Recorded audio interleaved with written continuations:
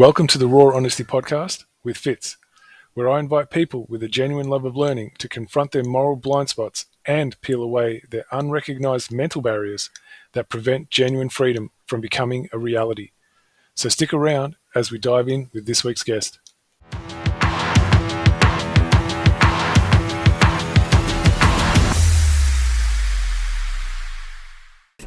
Okay, welcome everyone to episode 1 of Raw Honesty. So before I get started and introduce our guest today, I want to just establish the way that I'm going to conduct this, and that is that I leave the floor open for our guest to lead, yet I guess I've given myself a hall pass to interrupt when I can recognize that the conversation is going off topic. Also, if I can recognize that that I'm needing to get some clarity from what's being said. So they're the two major things that will trigger me to interrupt. So if you find this a little bit like affronting that I'm interrupting, I'm encouraging you to stick around because what could come out of it could be quite valuable for you in your personal life. So without any further delay, I'm going to introduce my first guest today, which I'm really delighted to have with me, and that is Elaine. Good morning, Elaine. Good morning, Fitz. How are you today? Well, like I said, I'm feeling delighted because of the events of yesterday when you and I attempted to record this on a different platform and how it started out versus to how it finished off. And the sad part was that I stopped recording pretty soon after we started and I missed capturing how it unfolded in the moment. And this is what I'm hoping to be able to lead with today and see if, and from what you've indicated, that's something that's important to you as well. Yeah, definitely. So just quickly, Elaine, what can you recall being the way you started out, like what was in your mind when you started yesterday? And can you walk us through how that shifted and what were the significant points in that? So when I say what started out, what were you intending? What message were you intending to send out? Your understanding of how that was going to be effectively delivered, and then what happened after that? Yeah, so my intention, Fitz, as we started recording yesterday, I had written down what I thought were heartfelt messages, and the topic I chose was self-responsibility. And as I started to read my notes, and, there was not really much interaction between you and I. It was more just me saying what I wanted to say. And then we had the discovery where I had to look at myself because I had a lot of contradictions in what I was writing about self-responsibility. So, Elaine, I'm just going to pause you there, Elaine. How did you come to those realizations? What happened in order for you to come to the realization that you've had contradictions in what you were delivering? Do you recall the moment that became apparent to you? Yes, because after I had done all the things I wanted to say that were just more or less, I guess, as we discussed, a sermon. It was my beliefs, my judgments, my biases, my ideas. I came to the realization that they could be challenged because not everyone's going to believe my beliefs, my judgments, and so forth. And that came about because we talked about a scenario. Like, I don't know, sometimes I get nudged to the most unexpected places, and I guess to experience a lesson or something to learn. And we talked about when I went to the city and I saw the homeless man sitting on the pavement. And I've done this a few times. I've watched people, for 10 minutes or so, and everyone just walks past. Nobody seems to be able to see or hear, or they're so caught up in their own little world. And I decided to sit down next to the man. And it was a very fresh morning, and I sat on that cold pavement and I said to him, how are you today? And he said, oh, yeah, I'm good. And he said, do you have a couple of coins? And I said, sure. And as I looked into his eyes, like really connected into this man's eyes, I said to him, it seems like it's going to be a nice day today. And he said to me, I'm so glad the winter's gone and the warmth is coming. And I thought about that and I looked at him and I thought, you're grateful. You're just grateful that the sun is coming. And as we discussed, or as I'd written down, I thought to myself, who are all these people? Who are they? You're so cruel. You just walk past. You're so into your own things. Nobody even takes the time to stop or offer help. And it was at that moment that I realised through our discussion that my judgment and my biases towards other people So, Elaine, just was, before you carry on, can you recall the moment in the interaction? Is there something that was said to you? Like, what do you recall actually triggering that for you? so I think what it was when you said to me that they are my judgments, my biases, and where's that coming from? And at first I didn't quite understand it because intellectually I was looking at it and making my own opinions of people. And I understand now that that was a wrong conclusion to come to, because then we sort of Well, can I just interrupt you for, helped me. I want to interrupt because Sorry. I want to interrupt just for this reason.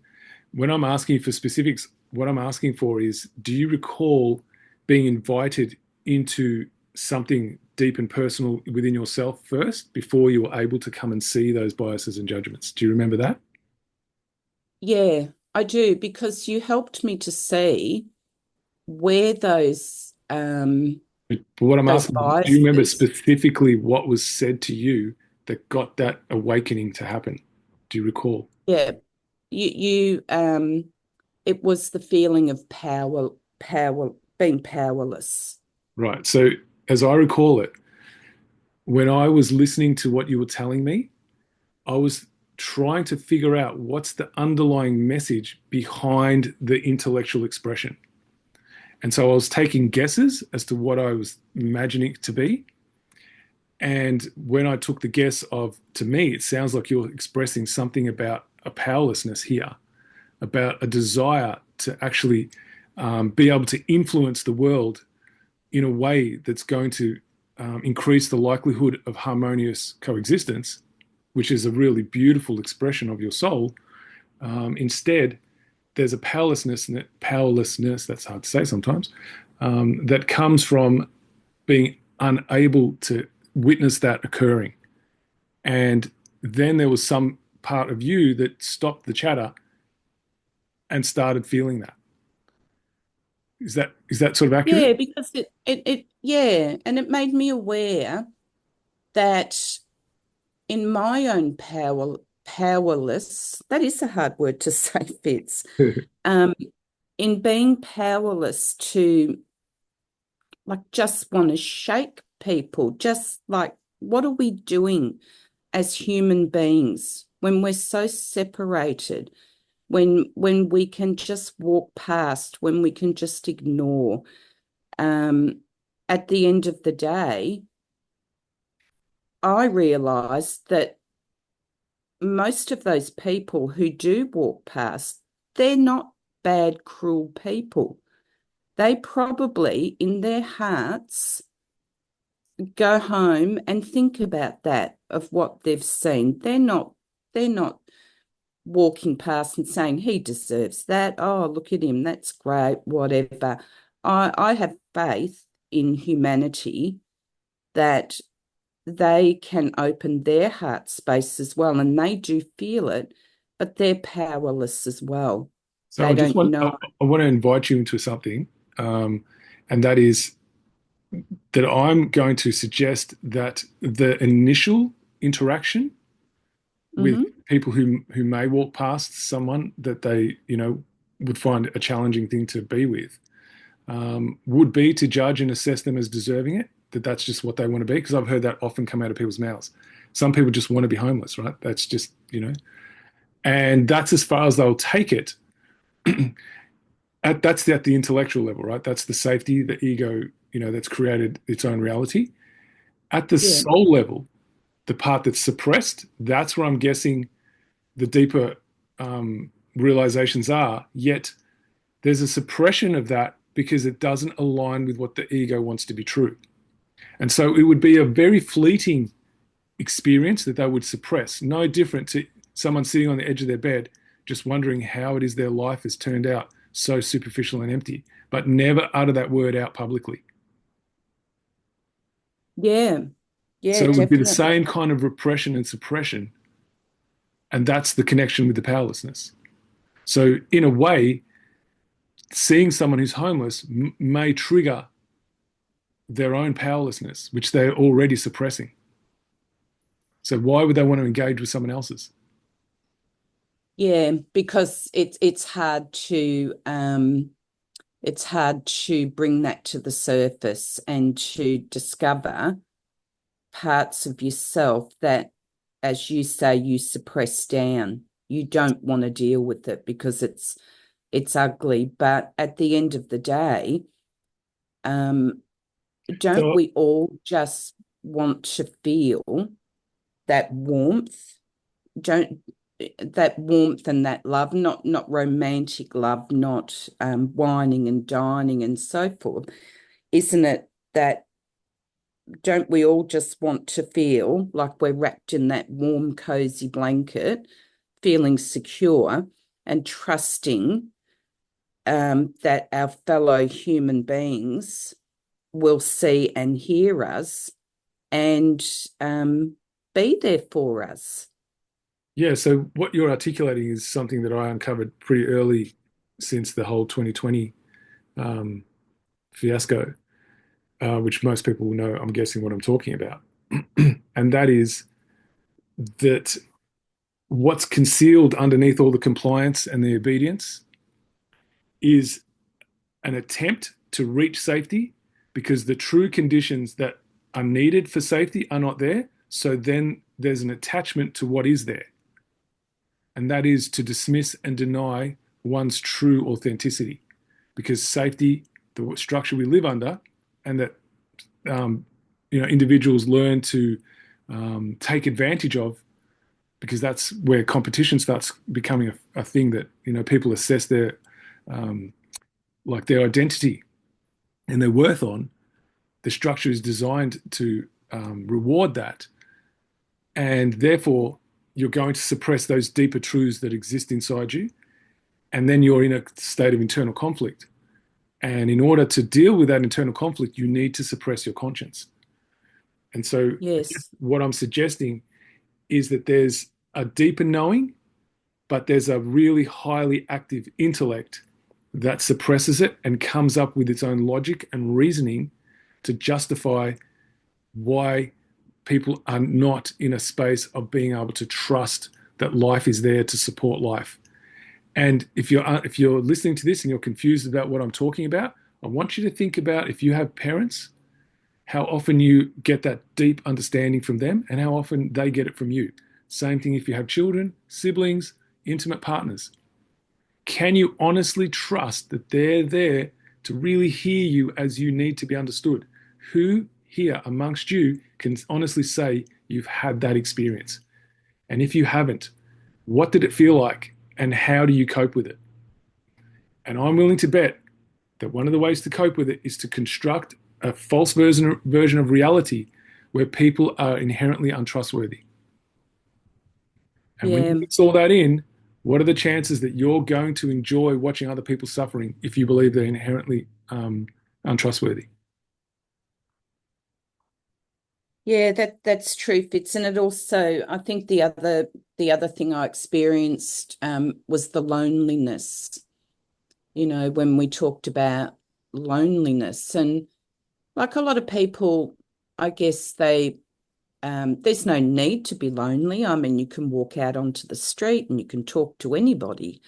Um, but the loneliness is at a different level of, as you say, when that intellect drops down, there's a craving for wanting people all to be whole and us all coming together, and that safety of knowing that we're all looking out for each other.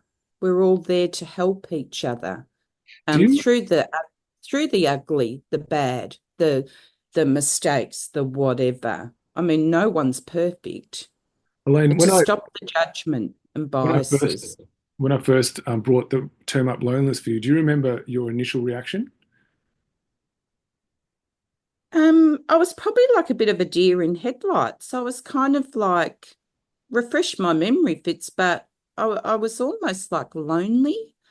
I'm As I recall it, there was no real actual recognition and connection to it. no, It no, I seemed thought like a to distant myself, concept. yeah, I'm like, how can I be lonely? I've got my family, I've got my friends, I've got this and that. But reflecting on it afterwards, because I was surprisingly overwhelmed, I found myself leaving our discussion with I don't know where it was coming from, but lots of chatter in my mind, thinking powerless. How can I be powerless? I don't want to be powerless. I want to challenge myself. I want to evolve. I want to grow. I want to be able to um, bring order out of the chaos, bring the spirit to matter, bring it, through this density that we live in.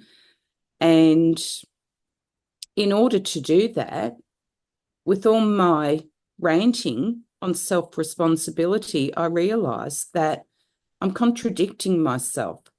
I have to look at my own self-responsibility and my actions and my cause and effect, because when I'm out there and I'm judging people on my own beliefs and things, it's not fair. It's not fair to do that, because without actually speaking to them and finding out what's going on in their life and bringing them from, as that's what divides us all. We're all separate, instead of, realizing that we're all connected as one. So, I Elaine, want to trust in the oneness of life. so Elaine, I want to believe that. as you're speaking, one of the things that's popping up for me is something about really um, allowing yourself to bypass the mental barriers and Hmm. listen to the wisdom of the heart. Exactly, Fitz. And That's and exactly what happened yesterday. and sometimes it requires prompting from a place that you're not expecting, and it needs to get past the intellect, which is the security guard, and prod right Yep. into the conscience.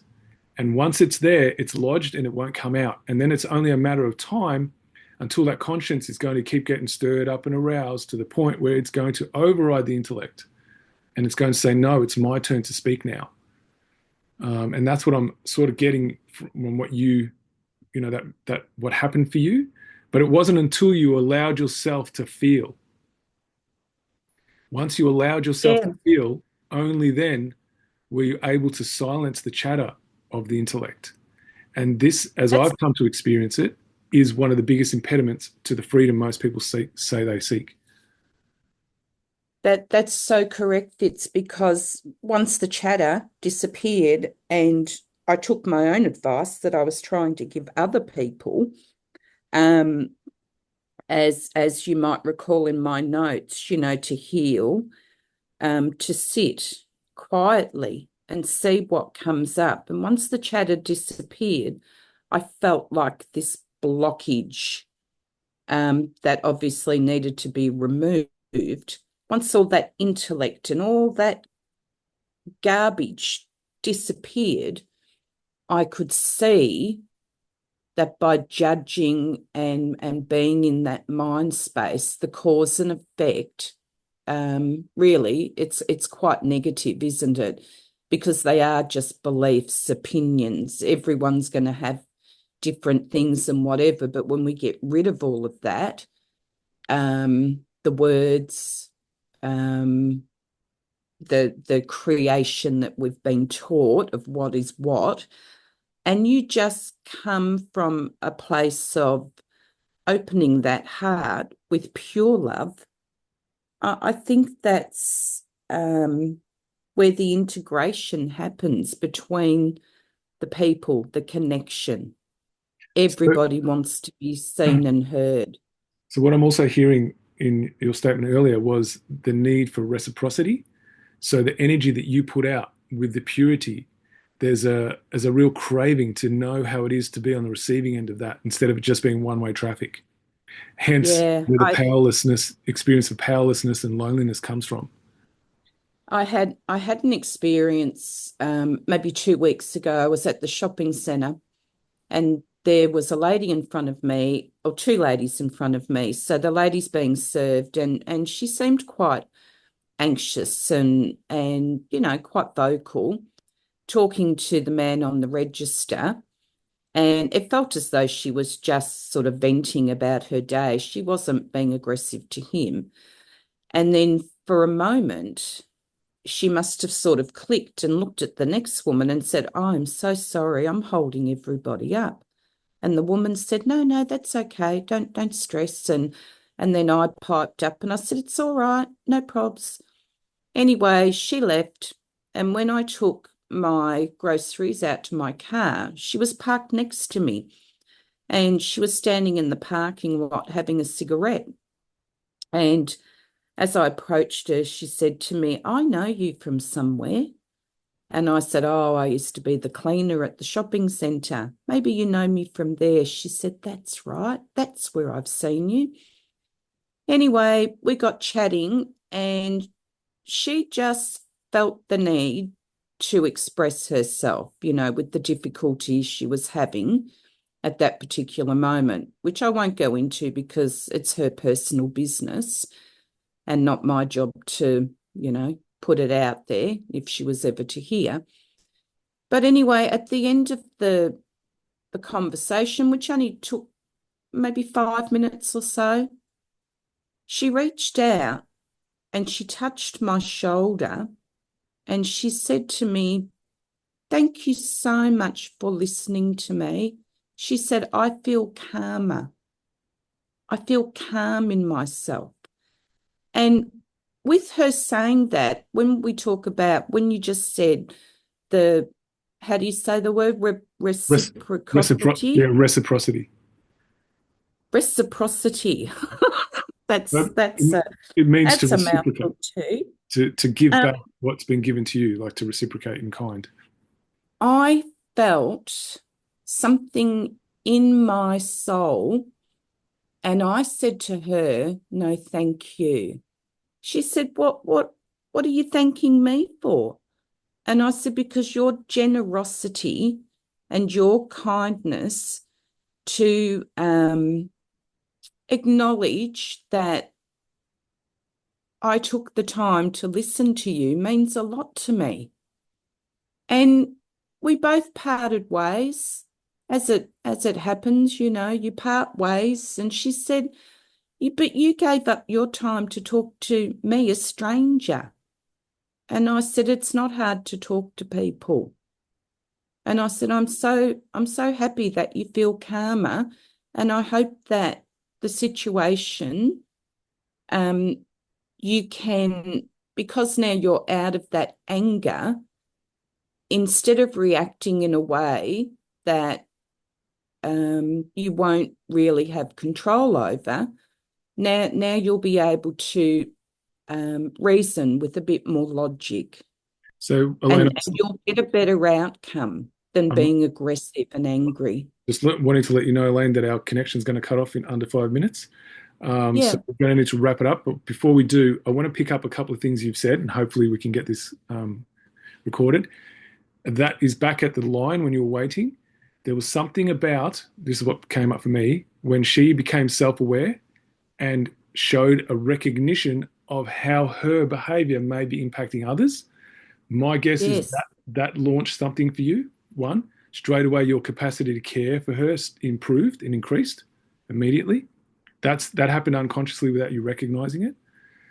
When she touched you on the shoulder, that show hmm, of like appreciation and gratitude, which is a symbol that we all require in some level. We all require confirmation of how our actions have lined up with our intention, right? And most of us yeah, have an intention to give to the quality of life, yet we don't have the words to express it, nor are we aware when we're doing it to know how to celebrate it. And so she celebrated that for you. So she provided something, some critical feedback that was vital to your self-worth without realizing it. That you her didn't give up. touch was beautiful. You didn't It give up a it thing. The thing is, Elaine, you didn't give up a thing. You only gained. She thought saw that as giving up. Imagine the offer to give to life being seen as something you're giving up. This is the disaster that is humanity because of the lies that they've accepted without even knowing they've done it. yeah, It's the purpose of well this said. podcast, if you're listening to this for the first time. It's to unravel the true nature of who we really are, not what we've been trained to believe we are. And if you have the courage to do that, I invite you to come on and have your own experience of what that feels like. So I'm just finishing on that one. Elaine, do you have any final words? No, just thank you again, Fitz, and I hope that others come on and share their experiences, and that we can all grow and evolve and learn and become better people and whole again.